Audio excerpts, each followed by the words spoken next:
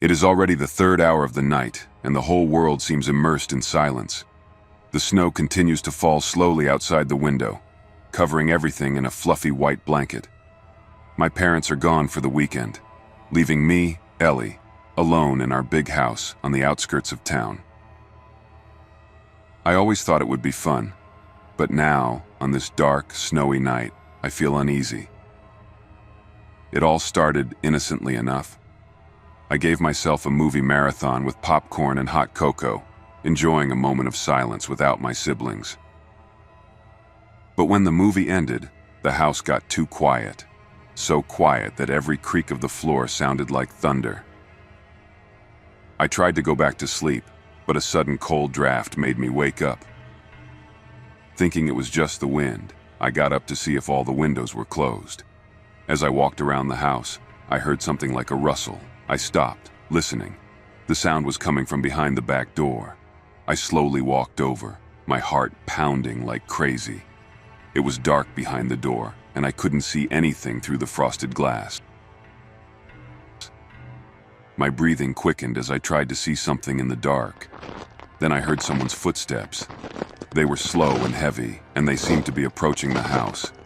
I got scared and ran to the kitchen to get the phone to call the police, but the phone was dead. I went back to the door, shivering with fear and cold.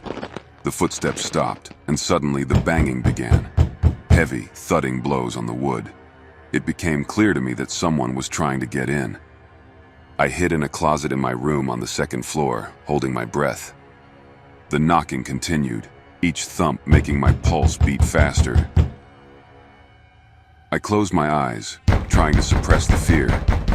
Suddenly, the pounding stopped. The silence became even more oppressive. I didn't know if someone had entered or left, but I was afraid to come out of my hiding place. Then I heard footsteps in the house. They were slow but determined. Someone was coming up the stairs. I shrank into a ball, praying it was just a bad dream. Reaching the top of the stairs, the footsteps stopped. The silence, for a moment, became even more frightening. I felt every hair on my skin stand up as the doors of the rooms began to slowly creak open. Ellie, hiding in a closet, fought the urge to scream. Fear constricted her throat, and her breathing became quieter and quieter. It sounded like the stranger was looking for something, or someone. Footsteps approached her room. The door slowly opened, and Ellie could hear the man stop on the threshold. The light from a street lamp, shining through the spotted windows, cast a shadow on the floor. The shadow moved, reminding her of a slithering ghost exploring her belongings. Ellie clenched even tighter, holding her breath. The stranger approached the closet where she'd been hiding. She could hear his heavy breathing, feel the cold coming from his clothes. There was a sense of purpose in his movements. He was reaching for the closet door, and each movement seemed like an eternity. Suddenly, the house phone rang. The sound cut through the silence, causing the stranger to freeze for a moment. Ellie felt her heart ready to jump out of her chest. The stranger backed away, as if deciding that the source of the sound was more important than searching the room. Footsteps hurried by, descending back down the stairs. Ellie waited, hesitant to come out of hiding. Her breathing grew deeper with each distant step. She knew she had to act.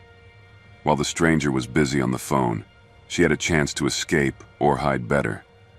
She slowly opened the closet door and looked out into the hallway. The darkness seemed like protection for her, but also a trap. She had to decide if she should run now or wait. Ellie took a deep breath and took the first step. Her legs trembled, but her determination to move on was stronger than fear. Ellie slowly walked to the window of her room, trying not to make too much noise. The snow continued to fall, and the streetlight created an even patch of light on the ground, surrounded by darkness. She pulled back the curtains and opened the window, feeling the cold air on her face.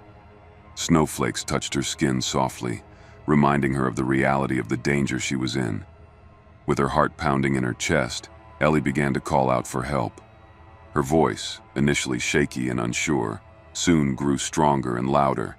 She screamed, hoping the neighbors would hear her over the howling wind and the sound of snow. For a moment, it seemed like nothing was happening, and fear began to envelop Ellie again. But then there was an answering sound heard in the distance. Screams. Neighbors, awakened by her screams, began to respond and call for the police. Encouraged by this, Ellie continued to scream, but suddenly she felt eyes on her. She turned around and saw a stranger standing in the doorway of her room. His dark figure stood out against the light-colored hallway. Ellie flinched, her voice frozen in her throat. The stranger stepped forward slowly, his face hidden in shadow. At this critical moment, when every second seemed like an eternity, Ellie heard the distant sound of sirens. The police. They were getting closer, and the sounds of the sirens grew louder and louder. The stranger stopped. He seemed to hesitate. Ellie took advantage of this moment. She quickly pushed the window wider and yelled even louder, indicating her location. The stranger took a step back, as if realizing his time was up. The next minute, police officers rushed into the house.